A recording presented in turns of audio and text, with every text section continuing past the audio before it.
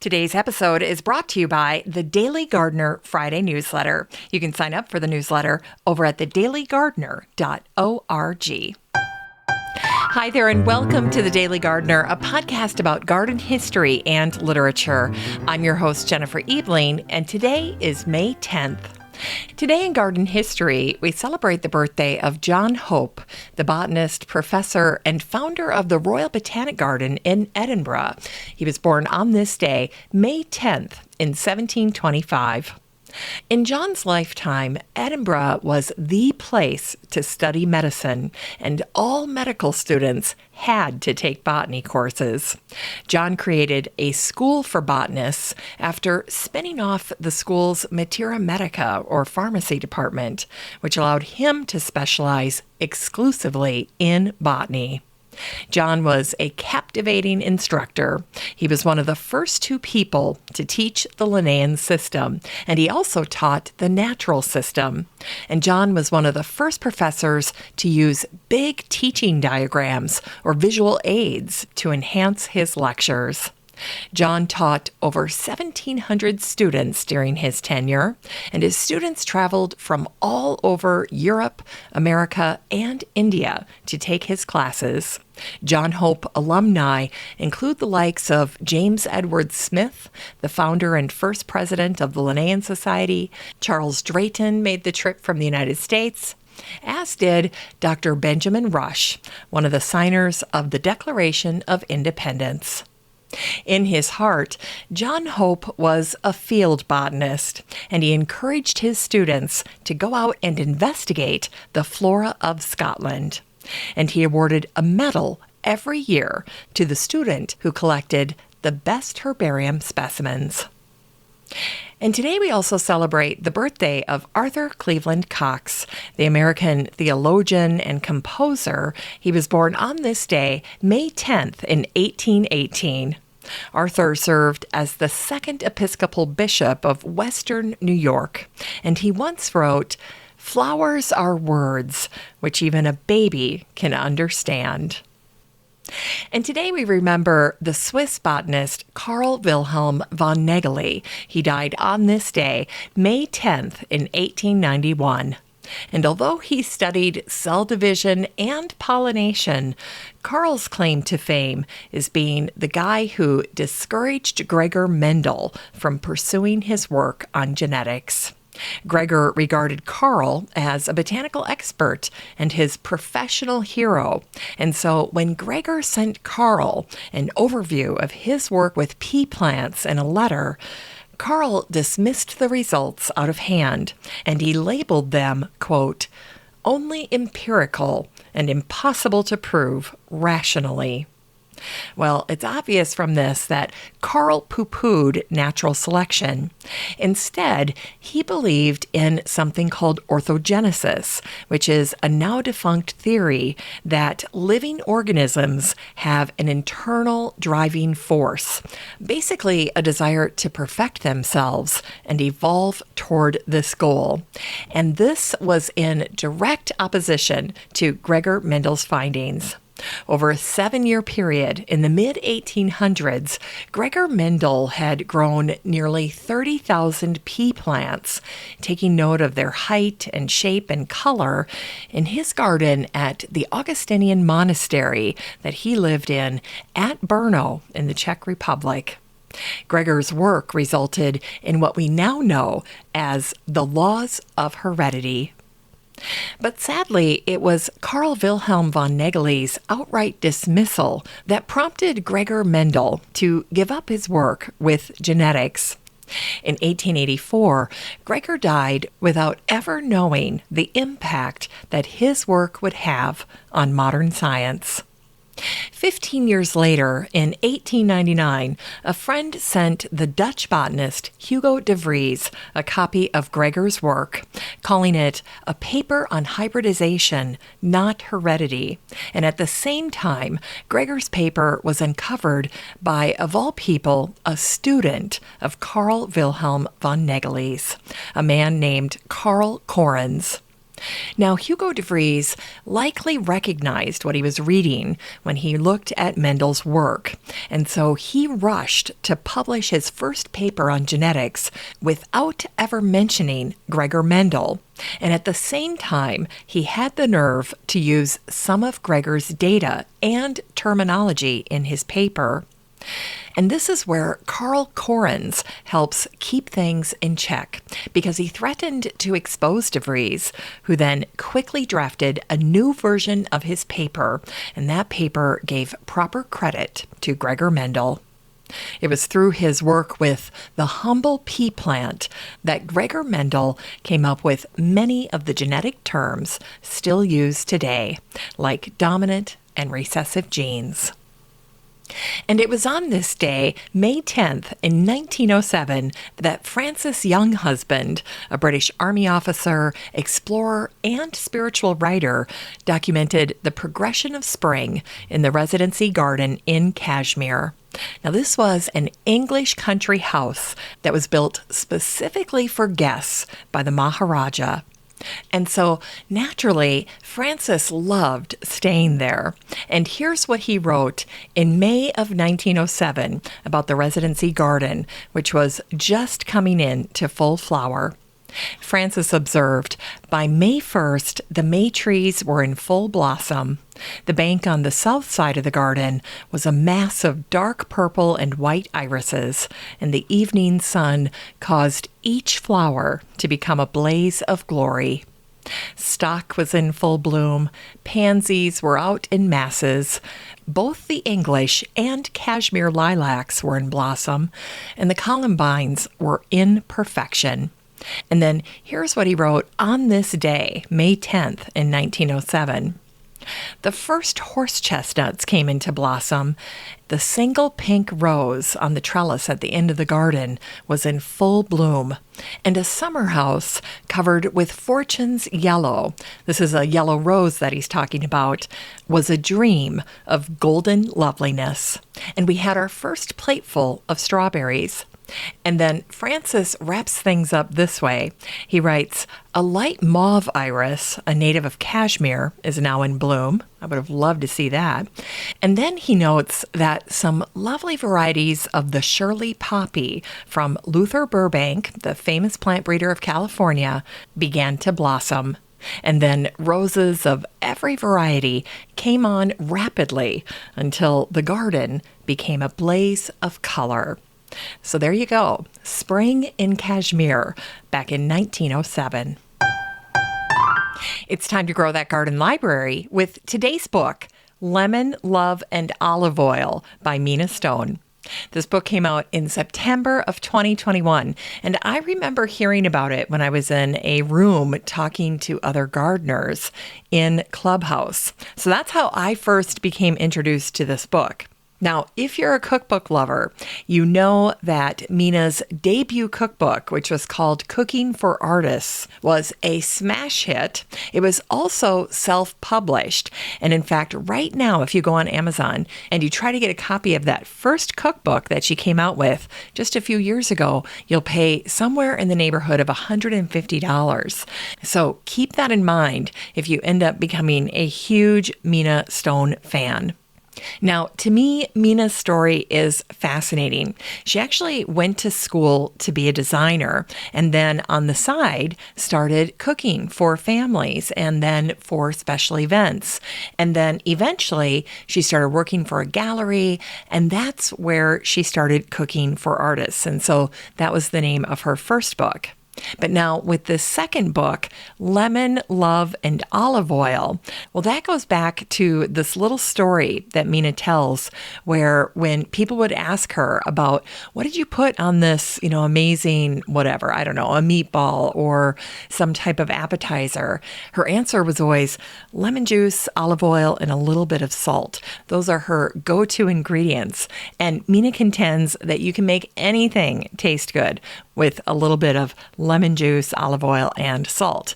And so that became the name for the cookbook, except in place of salt, Mina substituted the word love. And so you get the very simple cover of this cookbook that has green lettering that gradually ombres down into yellow. And the title is Lemon, Love, and Olive Oil. Now, one other thing to tell you about this cookbook is that Mina started putting this cookbook together at the beginning of the pandemic. And so, whereas in her previous cookbook, she had an extremely collaborative experience with teams of people helping with all the different dynamics, this was really put together with a series of Zoom calls, and Mina alone in her home working with these recipes and putting the cookbook together. And when this cookbook came out, it met with rave reviews. In fact, the New York Times rated it a best cookbook of the year. And they said this: author of the cult favorite Cooking for Artists, Mina Stone, returns with a collection of 80 new recipes inspired by her traditional Greek heritage and her years cooking for some of New York's most innovative artists. Now, I've watched a couple of interviews with Mina, and one thing she says over and over again, and I think it's such a sign of the times for when she was creating this cookbook, is she was constantly thinking about the love aspect of these recipes. And by that, what Mina was focusing on was the comfort level, the coziness factor of this food and eating it together with your family or with people that you love. And so that's what she was trying to capture with these 80 recipes. And I thought that was so poignant, especially in light of the fact that she was putting this together during the pandemic when she's in lockdown, when we were all in lockdown. Now, two other things that I want to point out about this cookbook, and then I'll read a little excerpt for you. The first is that Mina is not the kind of person that comes up with a cookbook and then has to go out and create all of these recipes to meet the cookbook. That's not how Mina works. What she does instead is she pays attention to the recipes that she starts making again and again. So these are recipes that to her have stood the test of time. They've kind of passed the Mina test, because if she keeps going back to those recipes, whether it's for her personal life or her work life or for events, things like that, then they start to rise to the top just naturally, just organically. And so that's how this collection came to be. She actually pulled together way more recipes than the 80 that made it in this book. And then she just kind of culled it back down. And so we've got this 80 recipe collection here. And then the other thing that I wanted to mention is that if you are a lover of reading cookbooks, well, then you are going to really enjoy Mina's book, because before each section, there are essays that Mina includes talking about her family and her grandmother, who is kind of the original Greek cook in Mina's life. So she learned a ton from cooking with her grandmother. And then, of course, her background in working in catering and cooking for other people. And so she has lots of great insight, not only on these recipes and these ingredients and how they work together, but just her sheer personal experience. And I couldn't help but thinking as I was reading this cookbook that Mina could write an autobiography, and it would be an excellent standalone book, because her stories are just that intriguing.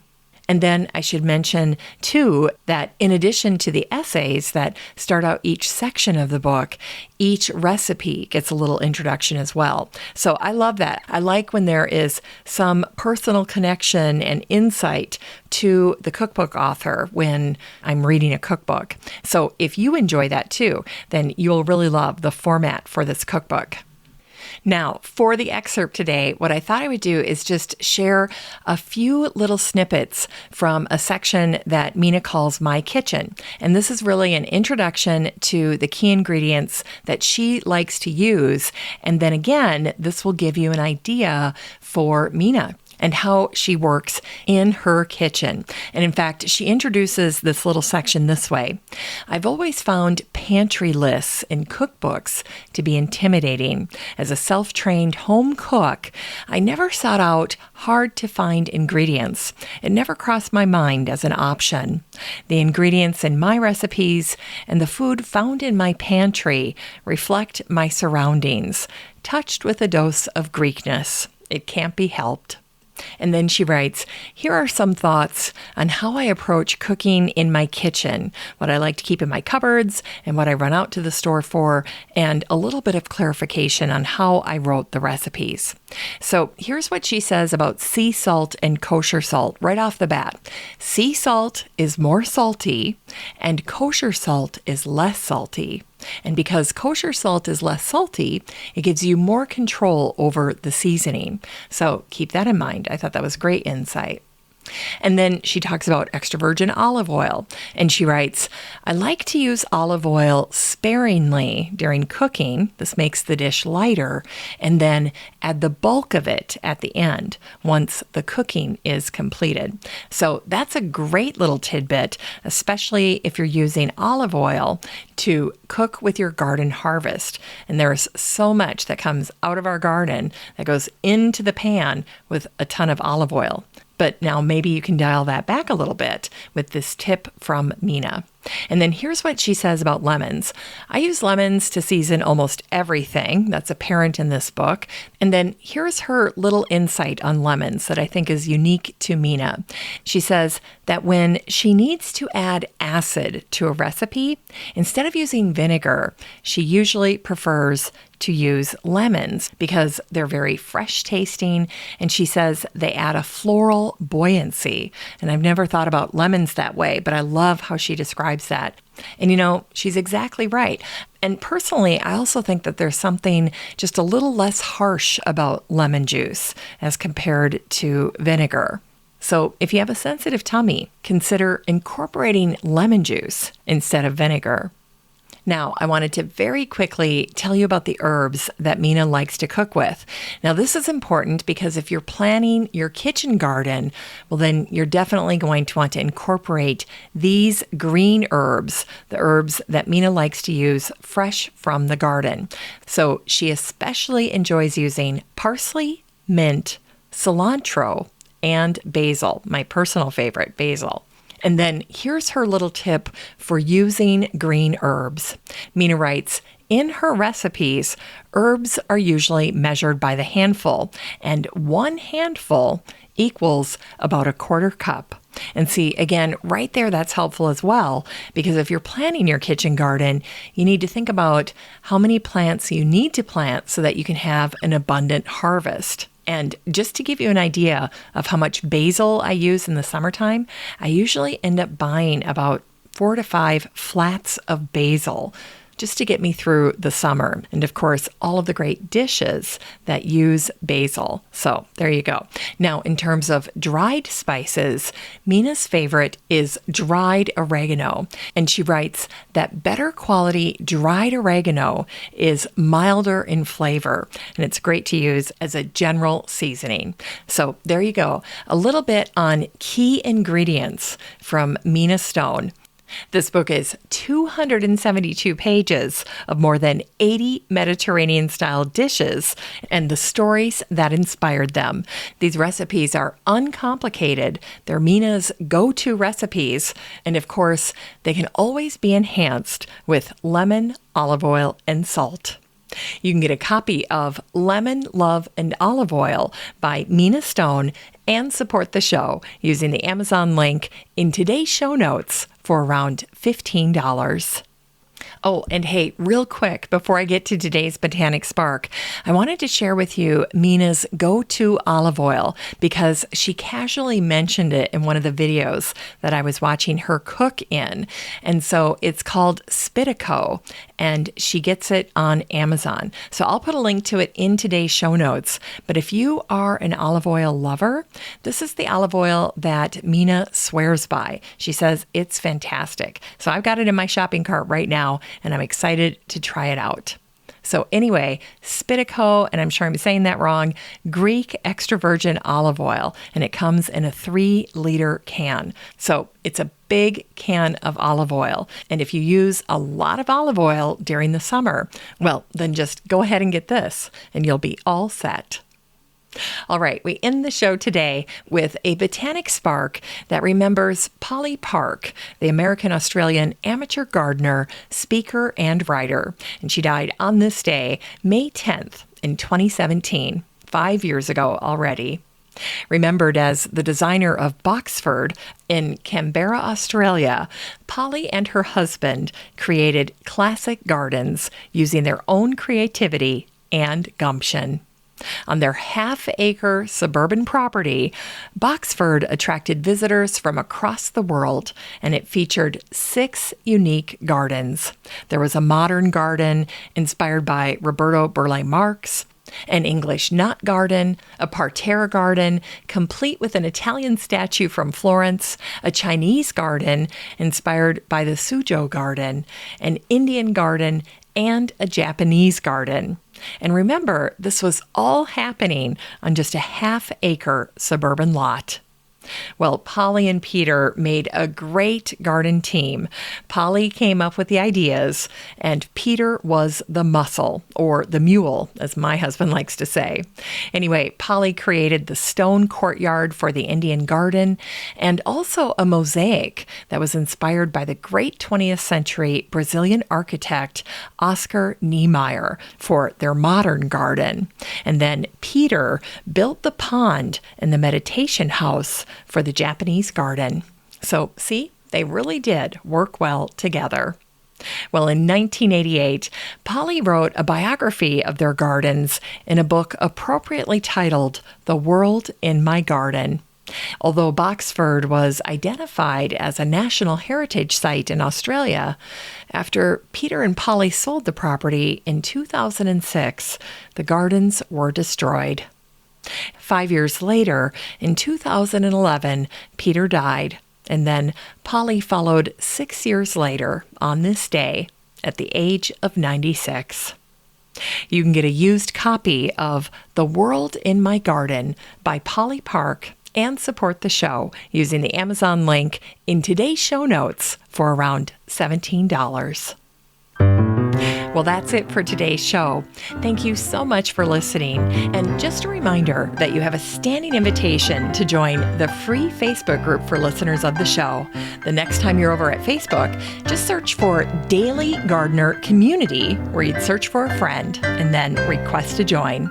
And if you'd like more of The Daily Gardener, you can subscribe to the newsletter over at thedailygardener.org. And don't forget that you can also show your support for the show by using the Buy Me a Coffee link over at the website or in today's show notes. This is Jennifer Ebling. Thanks for listening to The Daily Gardener. And remember, for a happy, healthy life, garden every day.